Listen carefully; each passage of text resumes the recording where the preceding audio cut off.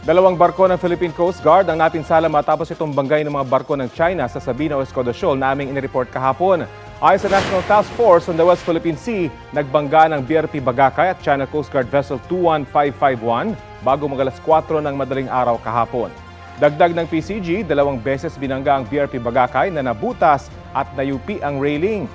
Nasira rin ang ilang gamit sa loob nito. Pero sabi ng China Coast Guard sa isang messaging app, ang BRP Bagakay raw ang sadyang nambangga sa kanilang barko.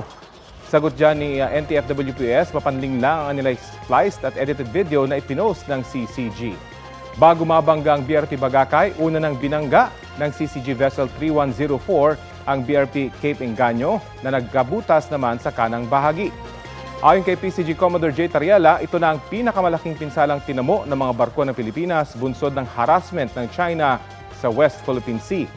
Sabi naman ni dating Supreme Court Senior Associate Justice Antonio Carpio, pwedeng ireklamo ng Pilipinas ang China sa ilalim ng United Nations Convention on the Law of the Seas o UNCLOS.